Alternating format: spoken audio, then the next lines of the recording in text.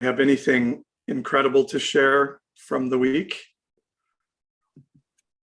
Or not so incredible, just worthy of sharing from your heart?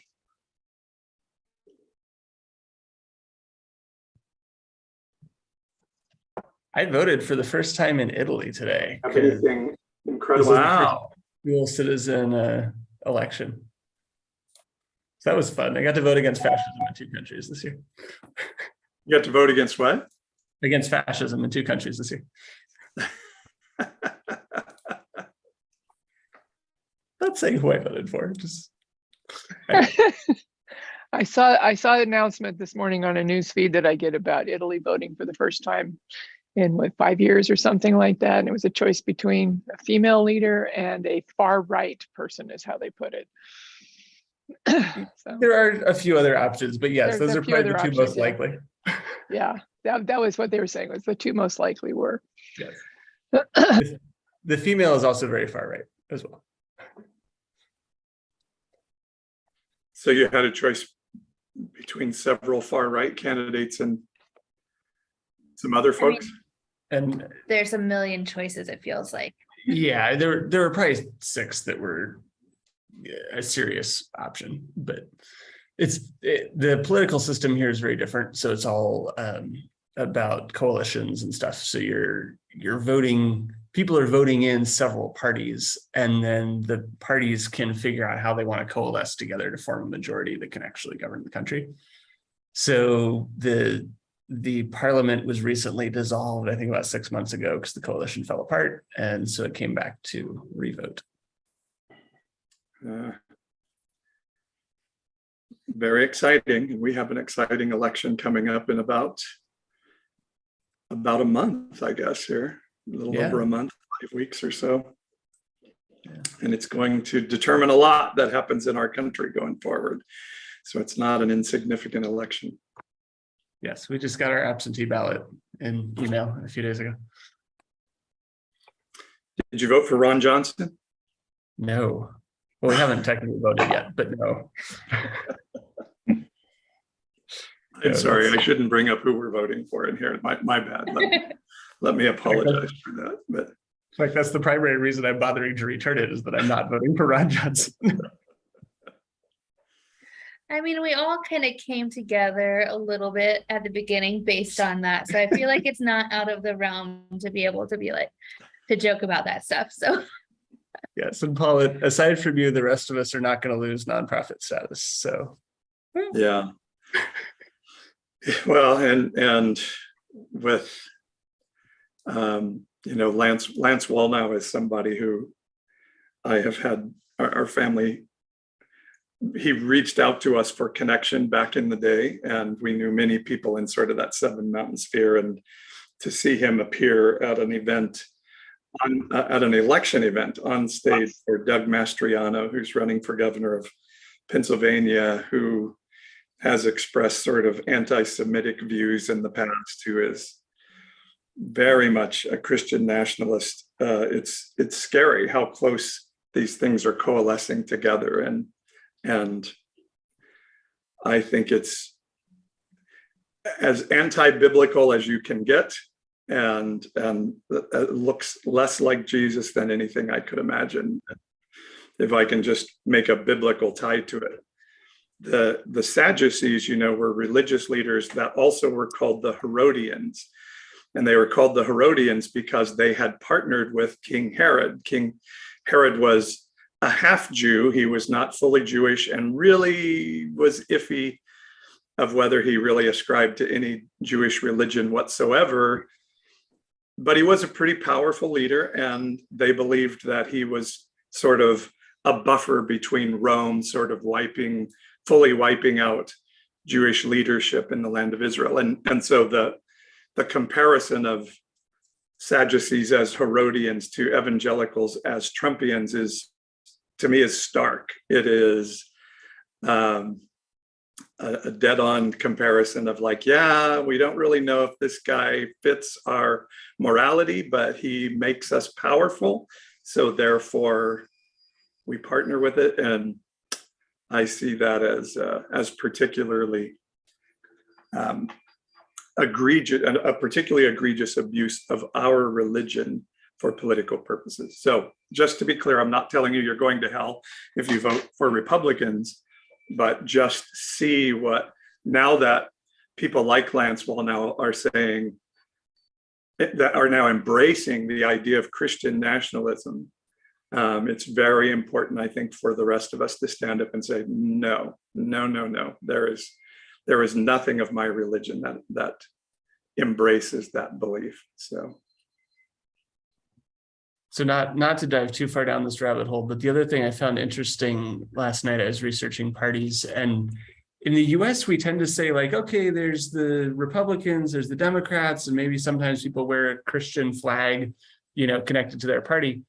Here, it's fascinating. There's the Democratic Christian Social Party and the, right Christian whatever party. And like Christian is thrown into tons of the names of the smaller parties, not the major ones, but the smaller ones. And it's interesting to be in a spot where that's very vocally stated as a part of the platform. And, I haven't dug far enough yet to see exactly what it means, but it's interesting distinction. Well, my wife and daughter just got back from their trip to Europe, and they were very, very moved by being in Europe, seeing the David statue and seeing all the incredible things. And I think my wife was sharing with some of our family about the trip last night. And what sort of stuck out to me was being in Vienna. They were back there for a conference on housing and studying how Austria, and particularly Vienna, is housing its people. And so she was saying 40% of the people in Austria live in public housing. And it's not an embarrassment to live in public housing. It is a point of pride. And so there is no homelessness in Vienna. There are no people living on the street because housing is provided for all, and provided at a very affordable rate. And it's not based, and so there is no like, we live in this great place and you live in this terrible place, so therefore we're better. That like the mindset of Austria is we want everyone to have housing, and we count it a point of pride that we all share in this task together to house everyone. And I thought, wow, wouldn't that be an amazing way to live and think as a people, as opposed to that very American attitude of those that don't work shall not eat, kind of lifting up of, if I have resources, therefore I must be more righteous and blessed of God than you. So anyway, I just thought that was really a fascinating thing. Well, where I live near Sacramento, there are areas that have these vast homeless encampments. And, every time I go by one of them, I'm like, how is this the greatest country in the world? I mean, I don't want to live anywhere else, but how can we have not provided for just the basic necessities of life for so many human beings?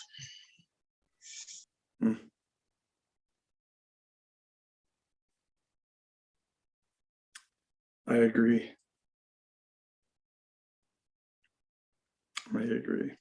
That was one of the first things that struck us here coming, because we were in Palermo, which is a city of 1 million people. So, similar population to San Francisco or something like that. And there were a few homeless in a few little localities. And like, I found one morning. I was like, oh my gosh, there's like 5 homeless people here. And like, that's it. They're these tiny little encampments. And I don't know the details of exactly, I don't know if it's like what Paul was describing in Vienna or what, but tiny encampments. There's hardly anybody homeless. And during COVID, the government was giving out just tons and tons of free food, to the point that we had neighbors giving us free food because they're like, hey, we've got too much government free food. It was just such a contrast to what we were seeing in the US. Yeah. I think England is increasingly getting more homeless, and I think with the government we have at the moment, it will probably increase.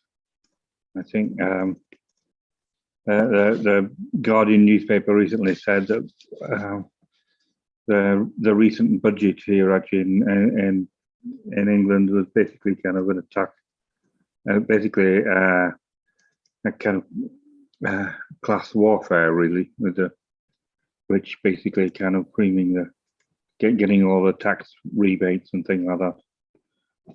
It's quite ridiculous, really. So, but yeah, it's we used to have quite a lot of social housing, but it was all sold off, sometimes to kind of housing groups and things like that, but a lot of it was sold off just to landlords and things like that. So we have lots of landlordism and things like that. So it might not be quite as bad as America, I suspect, but it's not great really here either. It's not great really here either. Oh, what's happening there? Thanks for sharing. One thing to change tracks on that. Thank you guys for sharing on that. We're going to be trying some different things in some different formats for some of these Sundays. I know a couple of Sundays ago when I was gone, Lauren sort of facilitated a conversation. We didn't put it out on YouTube. It was a family, kind of a family discussion. And so we're going to be trying to work some more of that in. And Lauren, you're going to share a little bit tell us what that's going to look like. Yeah, so we're going to kind of pivot our monthly schedule here a little bit from what it's been of basically every week somebody is kind of presenting, quote unquote. We would try to not call it preaching, I guess, but anyway, somebody's been leading. So we're going to kind of pivot this to 2 weeks a month being off YouTube, off TikTok, off the other recordings, and basically it's just going to be a discussion. And so Charity and I will be facilitating usually, or if we're gone, somebody else will. But people bring questions. Otherwise, this is going to be very boring because we're not going to come prepared with like a specific thing to talk about so much as, hey, what are people thinking about? What ideas do people want to kick around? And really, it's not anybody bringing the right answer or the right idea, but just let's talk some things through. And so a couple of weeks a month, either Paul will be presenting or somebody else will be presenting. I think we're going to try and bring in some more guests like we were before. And then 2 weeks a month, so those 2 weeks will be streamed, will be live, all those things. And then the other 2 weeks a month will be off all the streaming and more just kind of discussion time. And we'll post on the Sunday Community Facebook group ahead of time which week it's going to be for those of us who are bad at keeping track. And since we are streaming this week, for anybody who's used to being able to watch this live, and this is what you do every Sunday morning, for those weeks that we're offline, if you do want to be part of it, please come jump in the Zoom room at sundaycommunity.com, www.sundaycommunity.com. You'll see the link to the Zoom so that you can jump in and join us here, because that'll be how to take part. Any thoughts or questions on that?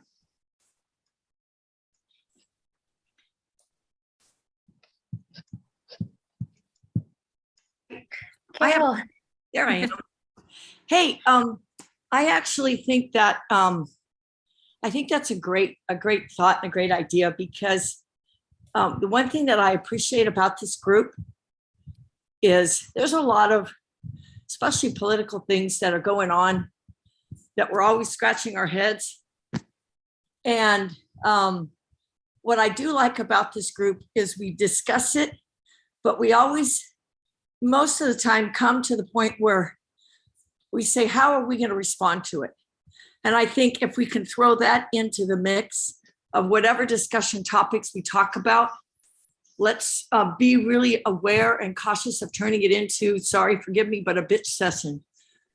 You know, let's keep it, because I'm living with that on a day-to-day basis, especially in, you know, in our world and stuff like that. And the reason why I'd love to come to this group is because we talk about it from a standpoint of, this is horrific, but how do we respond to it?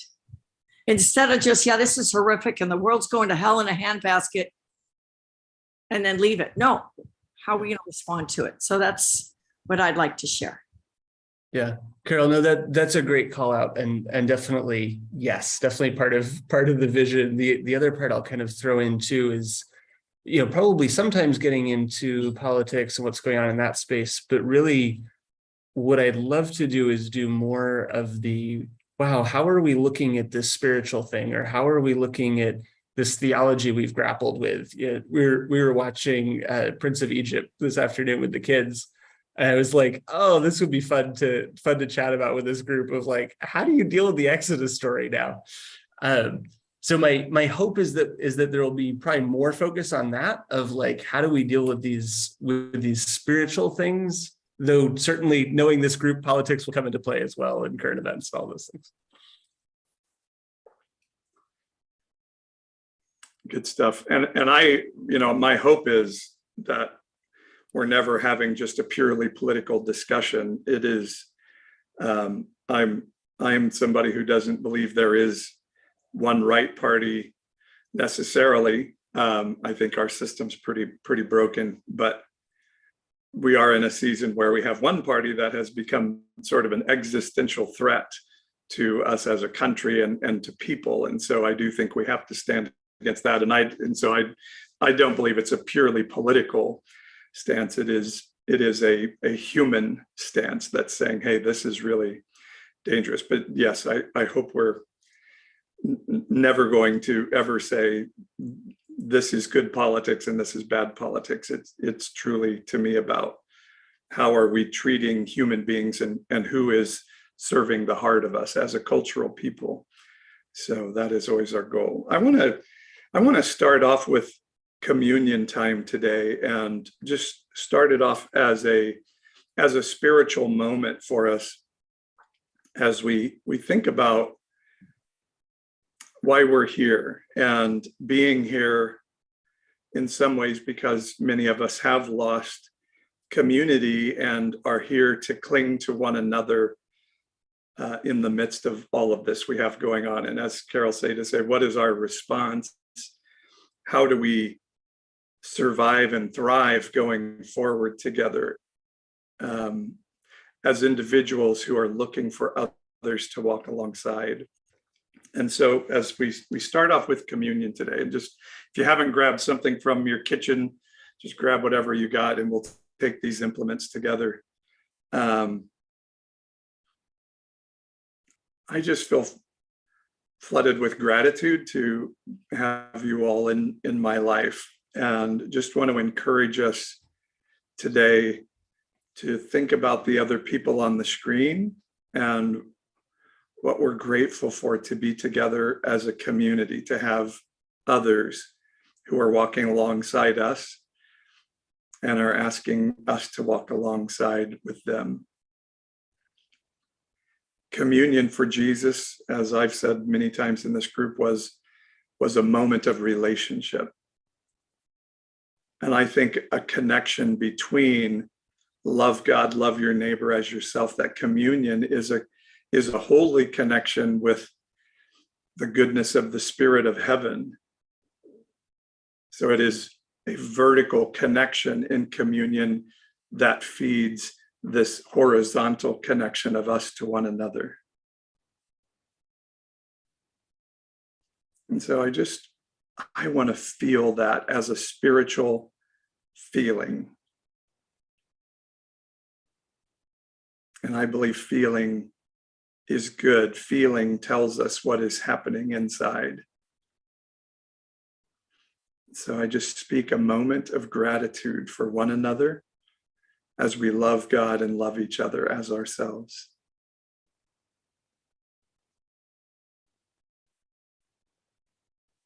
So we're grateful for this symbol of ultimate sacrifice for one another, that I will lay down my life for you, as Jesus demonstrated by laying down his life through execution in his day.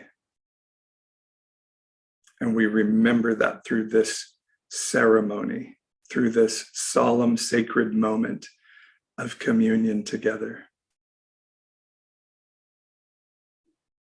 So as we eat our implement today together, we do so in a show of understanding that sacrifice of self for one another is where shalom lay.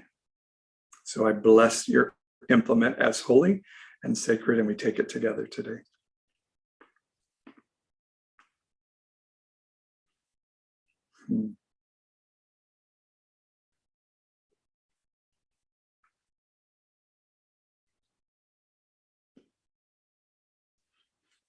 And the drink that represents the blood of life is,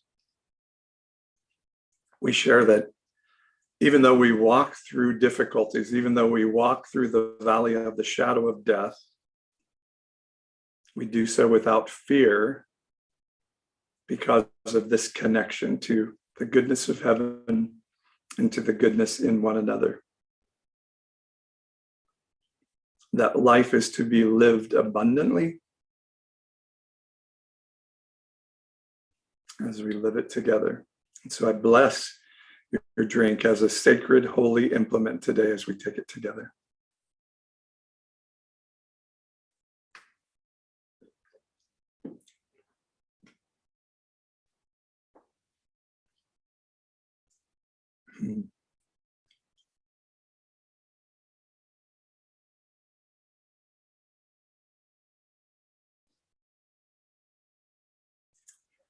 Amen.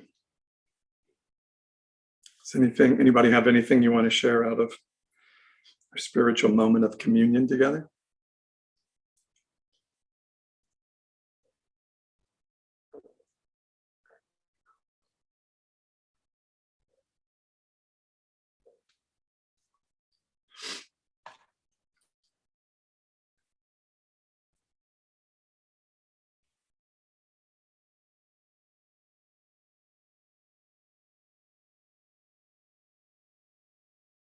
Okay. All right. Well, I do have a little something to share today of this idea of deconstruction. And sometimes we get hung up on language and words and grammar. And so deconstruction is a word that probably has a lot of different connotations to a lot of us. And so I tend to like something like rethinking or reevaluating or challenging, maybe because deconstruction has become a word that's been used in a lot of different ways. But I think if you're in this group, it's very likely you've been rethinking your faith and beliefs over the past whatever period of time. And so I want to play a clip about a way to look at theology and then talk a little bit about that. And I want to hear from you today, sort of how are you walking out a rethinking of your faith, a deconstruction, if you will. But first, let me play a little TikTok video to kick us off in our discussion here. If I can do this well, as always. Oh, shoot. Always, I got to figure out what I'm doing. There we go. Share. Sound video. And okay, sorry for the holdup. Got it. Here we go. Whenever we're talking about theology, we really have no place to speak from a place of certainty. There's a very, very famous quote, the opposite of faith is not doubt, it's certainty. So if you're certain about something, you're not talking about faith. So we can talk about what we think and what we believe, and that's appropriate, but we have to do it from a place of humility, especially if you're someone who's going through deconstruction, because deconstruction is all about changing your mind and rethinking things, and you can't do that if you're certain. People who are going through deconstruction, my advice is you need to also deconstruct your need to be right one way to do that is to embrace mystery and to say, I've changed my mind before, and so that means I need to admit that I could be wrong about something. So whenever we're talking about the opposite of faith is not doubt, it's certainty. What do you think about that statement? I would love to hear anybody's thoughts. The opposite of, this is a Richard Rohr comment, by the way. The opposite of faith is not doubt, it's certainty. Does anybody have any thoughts on that idea? So that reminds me of something that from Brian McLaren, and who would say that the evangelical, excuse me, no voice this morning, evangelical message was really a gospel of being right. Just the gospel of being right. And the idea of embracing mystery came from, and I don't remember his first name, but last name Rollins,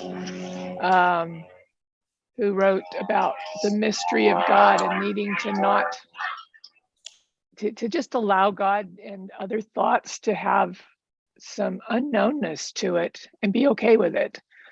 But anyway, those two things struck me very much, because those are things that I've thought about in the past that kind of cracked the door open to start thinking about how I really think about things and what scripture actually says. But anyway. Interesting. Thanks, Brenda. Anybody else have a thought? And you can raise your hand in the Zoom room if you want to get my attention. Sometimes I won't see you wave in the frame. Go for it, Stephen. Yeah. Okay. It reminds me of something that is in the British Britain Yearly Meeting, which is a Society of Friends, Quakers. They have a thing called they have a thing called Christian Faith and Practice, and one of the things that it says in it is always accept the possibility that you might be wrong. That's kind of probably the nearest to any kind of creed that Quakers ever get to. Always accept the possibility that you might be wrong. Yeah, it's good, Stephen. Thank you. I have to ask, honey, are you catching a fish right now? I don't know if you can unmute if you're in the middle of it. You could just. I just let him off. I've been getting off at letting off big fish. Nice. Well, that's fun. I've never seen anybody catch a fish during church before, so I love it. Well, I'll have to show you next time. Nice. Yeah. Well, he did say he would make us fishers of men, right? That's. Yeah. Well, my input. You want my input? Sure, go ahead. On that last, I just been sitting here thinking, because my son has brought up that very same thing. My trumpet son.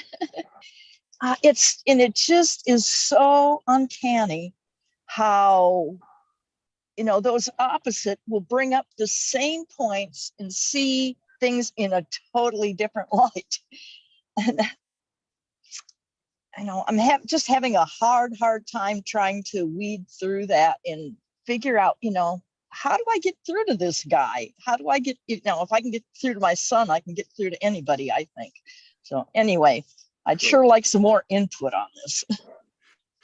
Love it. And let me show you kind of where I see that not only does the Bible endorse deconstructing our beliefs on a regular basis, I believe it actually is a command of the Bible that we do so on a regular basis. And so I grabbed a couple of Bible verses here.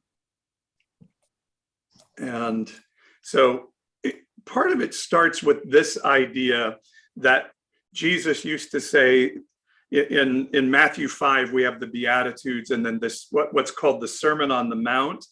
And this statement that Jesus would say, you have heard that it was said to those of old, you shall not murder, and whoever murders will be liable to judgment. But I say to you that everyone who is angry with his brother will be liable to judgment. Whoever insults his brother will be liable to the council, and whoever says you fool or raka will be liable to the hell of fire. And so we see this throughout that chapter, that Jesus again and again says, you've heard it said, but I say.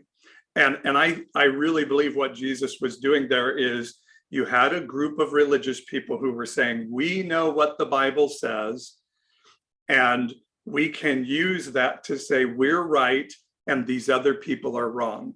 We can otherize people with that. And Jesus was saying, here's an axiom that you guys all say. Here's what we all agree, that if you murder, you're liable to judgment. And that was a belief of a line in the sand and an absolute law.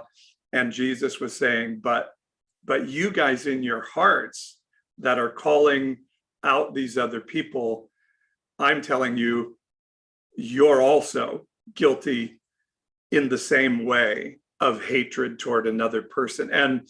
And so what he was doing, I think, was deconstructing their beliefs, that you guys believe you know what is truth and right. And I'm telling you that there is a different way to see things as life goes along. And so let me show you another verse that's kind of been popular in my circles, and I'm going to do a few Bible verses here. This is in Matthew 4, when the devil, Satan, is challenging Jesus, and Jesus says, he answered, it is written, man shall not live by bread alone, but by every word that comes from the mouth of God. And I love Blue Letter Bible to go to the interlinear to check what some of these things say. So it is written. So that idea that every word that comes from the mouth of God. So an evangelical would say, yes, God spoke this Bible, and now our job is to determine what this Bible said originally, and that is what we will live by. And since we know the interpretation, anybody else that has a different interpretation is a heretic. But you see, if we take this word that makes the comes from, it's a word that also can be translated as that proceeds, not every word that has proceeded from the past, but every word that has that is proceeding, or if we look at it as a phraseology, that proceeds. So this goes back to, it ties to a statement in Numbers 30 that means according to all that proceeds out of his mouth. So what we see here then as we break down this word is that man does not live by bread alone, but by every word that comes out of the mouth of God, literally means something that is going forth and departing from, spread about, projected from. And I think this one is really interesting because in the Sermon on the Mount, it said Jesus opened his mouth and began to speak. And so what do I get from that interpretation is that verse that Jesus was saying, that man doesn't live by just food for the body, but food for the soul. And that food is forever coming, that it will continue to proceed, that we are to continue to discern what is good and right and the will of God. And of course, we're told that specifically in Romans 12 that I'll talk to in just a bit. But we see this in the New Testament, and particularly in the book of Acts, where in Acts chapter 11, I think it's Acts 11, I'm sorry if I have that wrong, but Peter and the vision of the animals, where a voice from heaven says, yes, Peter, you know your scripture. You've heard it said that you shall not eat this food or hang out with the Gentile, but I'm telling you, now is a different day. Now something is going to challenge your staunch fundamentalism because it's a new day and something new is happening, that a new word is proceeding from heaven, that you're going to hang out with these guys. And the Jerusalem Council of Acts 15, they're like, no, Gentiles cannot be Christians. Only Jewish people can be Christians. And they come together and say, well, I don't know what to tell you guys, but I'm seeing the Spirit of God on these Gentiles. Maybe we need to change our view. Maybe something new is proceeding from the mouth of God. Maybe there's a new way to look at life from heaven.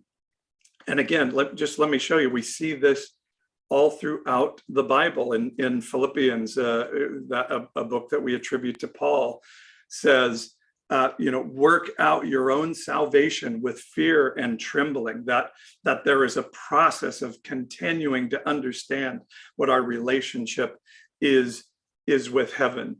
And one more I'll give you, even in the Old Testament, in Isaiah, that God is saying to the prophet Isaiah, come, let us reason together.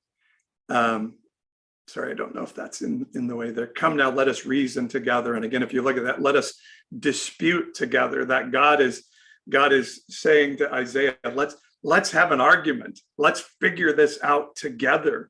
That heaven and humanity will continue to figure things out as we go to life. And let me share one more verse, and then I'll make this into a discussion instead of a sermon. My favorite verse for any deconstructionist is Romans 12:2.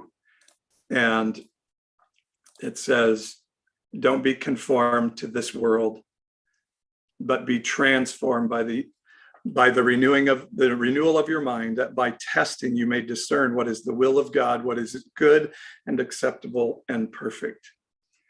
This word world, that's often translated as don't be conformed to those people out there, but be conformed to your spiritual community, is the Greek word for age. It's the word aeon. And I think a better translation is don't be conformed to this age. Don't be conformed to the moment that you're in, but be transformed, fully changed. That word transform means to be transformed as Jesus was transfigured on the mountain, be completely changed, like the caterpillar becoming the butterfly out of the cocoon, by the ongoing renewing of your mind, so that you can know what is good and right and acceptable and perfect. So we have these ideas of certainty in evangelicalism, and I even see it in this idea of originalism in the Constitution. How can we go back to what this originalism is, so that we make sure we get it right, rather than saying, what is the heart of heaven for today? That the Spirit of heaven and the words proceeding from the mouth of God travel with us in community and culture and time and space. And when I put all of that together, I believe, and I offer this to you, that the Bible is continually saying, hey, you need to continue to hold this idea of what I believe it may have even been right for another season. It may have been helpful for another season, but is it right for today? Is it right for how this goodness of heaven would encourage me to reach out to others in my better self? So let me open it up to discussion. A couple of things you can answer, like, what do you think about that supposition that we are to deconstruct our beliefs, not only today, but on a regular basis? And I would love for you guys to share a little bit. How are you rethinking your beliefs? How are you rethinking your faith? You can even share like a book or a podcast, but do me a favor, keep it brief so that everybody has space. And let me say something about speaking in terms of I and me rather than we all. Like, what you share as your experience. This is what has been helpful to me. This is what I do, and try to avoid the we all should, because not everybody's experience may be the same as yours, even in the view of who God is as a being, as a he, as a father. give room that others may not have the same experience as you. Okay. So I'd love to hear, how are you deconstructing? How are you rethinking your beliefs in this season? What's been helpful to you that we can share with each other? And what do you think of this idea altogether of deconstructing our beliefs? Love to hear your thoughts.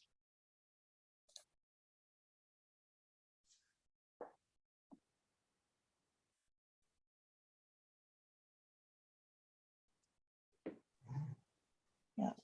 For me, it's been about listening to that inner voice. You know, there's something in me that, you know, when I hear something that's off, it's just in me. It just doesn't feel right, you know, and it's paying attention to that voice inside me. When something doesn't sound right, you know, hold it very lightly until you figure out why. Love that. Love that. Heather, I see your hand up in the Zoom room. Yeah, I've been looking for reading to do, because like Hanny, a lot of my conservative evangelical family, it just doesn't resonate anymore. It doesn't feel like that's a reasonable thing to do. But I started to read, based on the podcast you did the other day, open and relational theology.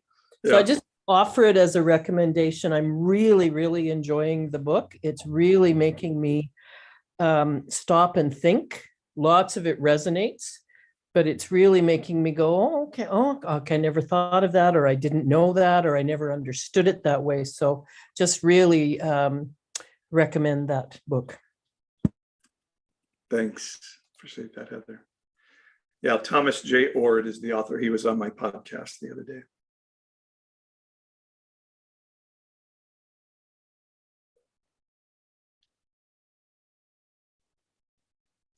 Who else? What's been helpful to you?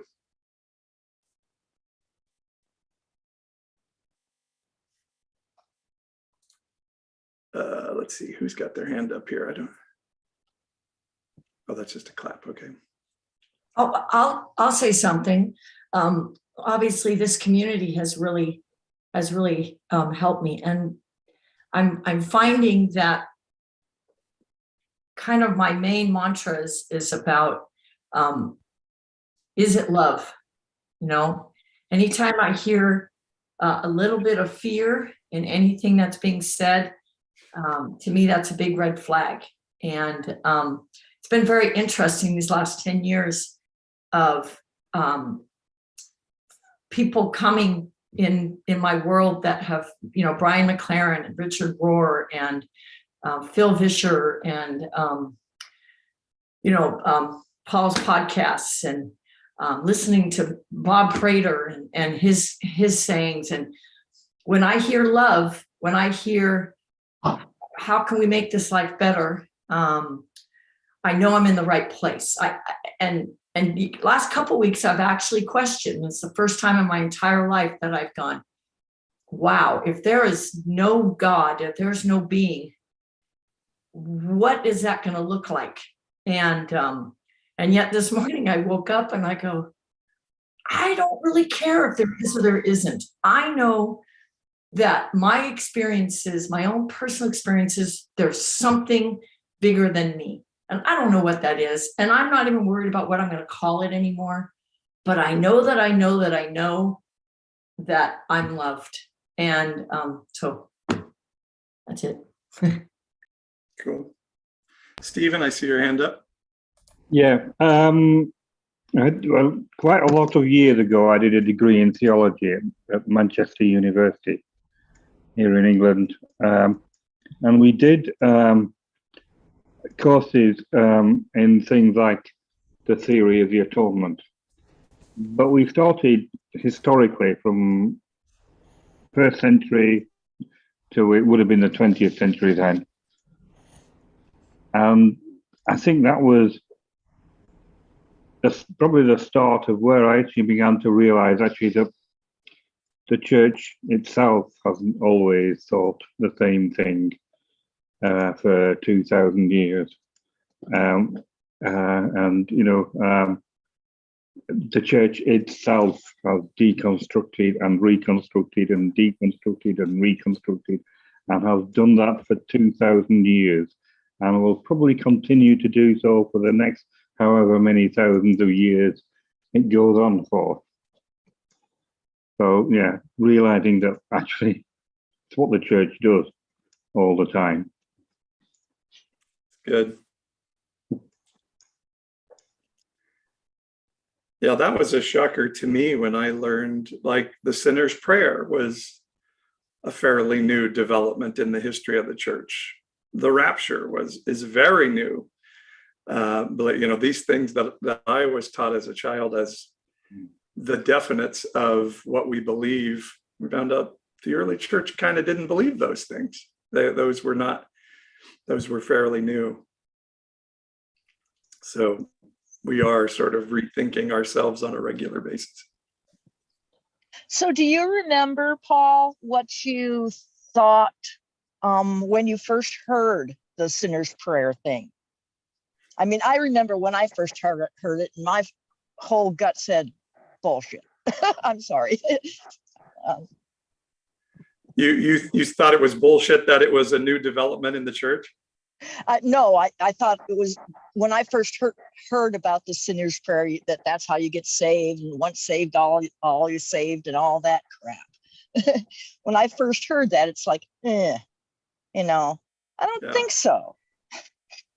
Do you remember what you felt like? I mean, I just accepted it as gospel, literally, because that's what I'd always been told. When I learned that it actually wasn't in the Bible, but I do, even when I accepted it as gospel, literally and figuratively, I still knew, like, there was that verse where Jesus said, if you didn't visit the prisoner and clothe the naked, he was going to say, depart from me, I never knew you. And so it was always kind of like, well, wait a second, that's different. And so there was always this wrestling of, well, yeah, we know that's true, but it's not actually in the Bible. Jesus never actually led anybody in a sinner's prayer. We know that Abraham didn't say a sinner's prayer. Enoch didn't say a sinner's prayer. Elijah did, and then there was Jesus saying, sell everything you have, and then you can inherit the kingdom. There were these other verses that sort of stuck in my craw. So I always kind of thought there was something different to all of this. And particularly because I saw so many people who sort of said this magical prayer and then lived like real assholes on a regular basis and claimed they were going to heaven, and these really sweet people over here weren't. Those were all a struggle for me. D'Amico's, how about you guys? Okay, so two thoughts. One, I think one of the things that I've been trying to do, and it's difficult, but is listening to people that I find frustrating. So like I'll listen to N.T. Wright sometimes, whose theology is remarkably reasonable, and I oftentimes find extremely frustrating because I'm swinging so far left that I'm like, but why doesn't he agree with me? But I'm like, but he doesn't agree with what they were saying before either, so maybe I'll keep listening. So being willing to be frustrated and uncomfortable and agitated and challenged and all those things. The other one that I found interesting, so we're learning Italian, and Italian has a lot more grammatical tenses than English does. So we keep learning all about grammatical tenses. And it was interesting because I pulled up in the interlinear when you were in Matthew 4:4, and that coming out in a Bible Hub, it talks about that being present tense. And one of the things we keep noticing is English does a really crummy job of really making the tensing clear in a lot of the way we phrase things.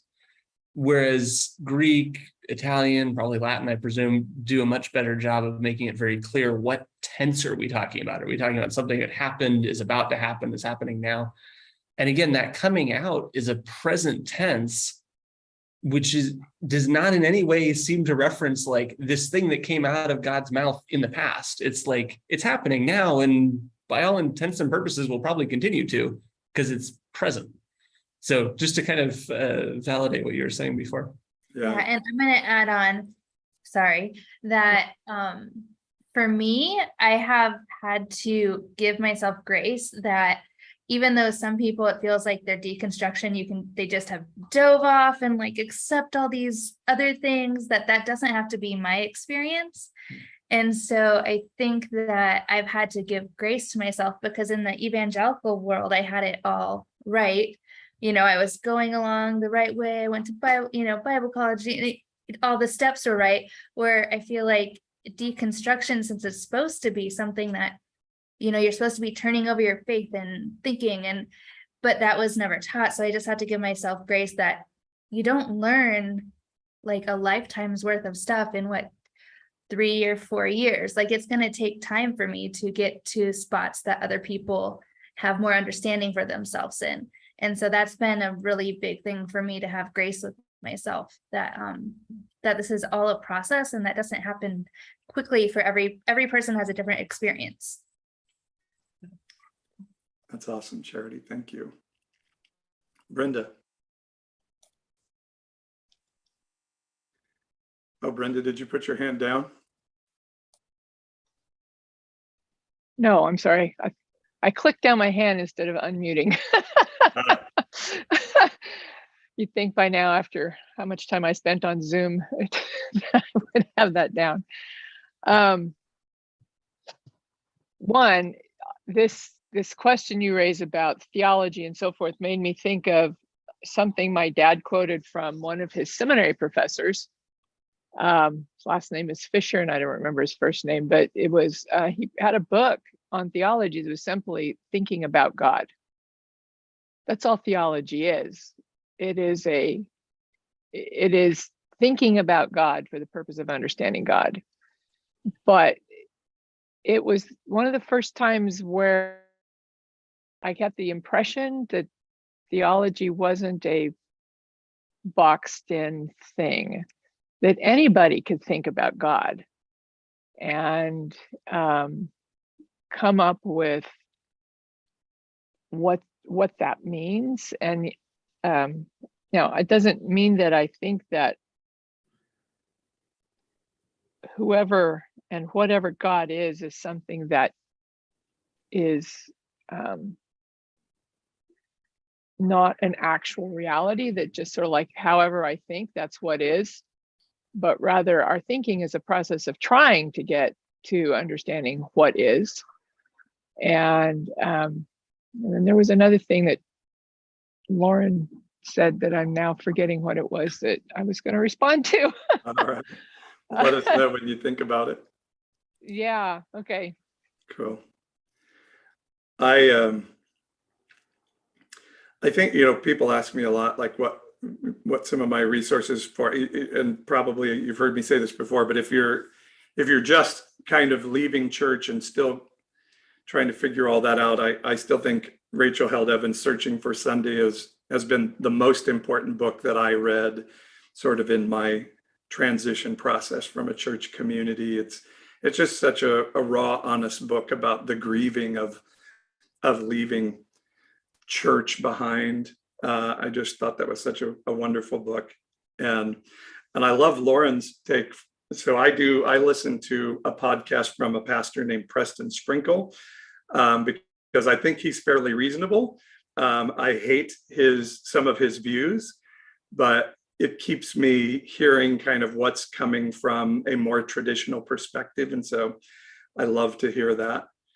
And then, I don't know why I feel almost like I have to caveat this and feel a little bit embarrassed, but Rob Bell's Love Wins was a book that maybe I don't agree with, and it was this really big deal when it first came out in sort of its universalism, but it made me think, and that's what I appreciate more about it than it opened up venues and boundaries for me to start to think more. And so those are a couple of the books and podcasts that I've used in my journey. I would also say then in the areas of race, Malcolm Gladwell's Talking to Strangers was probably a life-changing book for me as much as anything else I've read. really impacted. And it's a worldly secular book. If you're afraid of those things, just know, but it impacted me as much as any book I've read in a long, long time. Brenda, your hand's up again. So I remembered what it was that Lauren's comments triggered, and it's being that willingness to listen to other voices. One of the things I think that can unfortunately happen in church circles is we get so sure of ourselves, and yet we also say, all those other people are wrong, so you should not be reading, listening, or whatever, because they'll lead you astray. They'll slowly take you off the path. And I think that is a dangerous view, because because this is one of my, I don't know what to call it, philosophical pet peeves. But when people make strong claims about, pointing fingers of, you are the one who is wrong, you are the one led astray. And yet what you're saying is somebody who, like, as I was thinking about stepping away from church this morning on my walk, stepping away from church and coming to some other views, those still inside that circle may well say, well, you were led astray because you started listening to these other voices, and some of it's, political stuff, whatever. But if you say that other people who have that human ability to think about things and consider things thoughtfully, and you're saying, but you have been led astray, aren't we making an accusation that every human being, in whatever circle they choose, puts themselves at risk of being led down a path that isn't correct? And if we don't listen to some other voices, how do we know that we are not in a circle that's leading us down a path that is not accurate? For instance, growing up in church, I heard Charles Darwin vilified. So at one point I decided, dang it, I'm just going to read Charles Darwin's seminal book. And I read most of it and go, most of this I don't disagree with. What's everybody so upset about? But at least, if nothing else, I knew what it was that people were upset about. Most of them didn't, like I said, had only accepted what they'd been told and not actually seen for themselves. But anyway, we have to listen. And I've been enjoying some N.T. Wright as well, Lauren, in sense of, let me hear what he's having to say. So. Good stuff. All right. Well, I hope this has given you some food for thought for your challenging of your beliefs and holding them humbly, and allowing yourself permission to think and to challenge what you've known, and to seek out what truth looks like in this season. So awesome. Thank you for being here. And Lauren and Charity, take us to community time today. Great. Well, I will open breakout rooms. The first one I created is called Where Are You Finding Truth, to kind of continue this conversation. If anybody has any thoughts for other ones, message me quick. Otherwise, I will open them up here. And then, as usual, if you're having trouble getting into one, number 1 is Where Are You Finding Truth? 2 and 3 will be kind of just general rooms. So feel free to wave a finger at me and I'll put you in the right direction.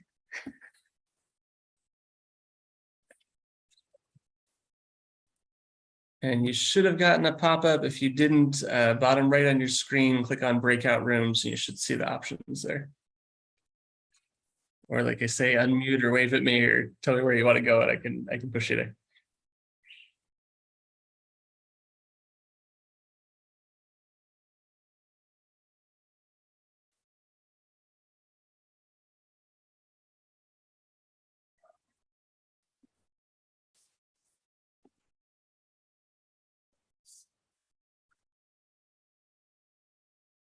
So on the bottom, the little thing that looks like a window, the 4 4 little squares. You can press on that, the breakout rooms.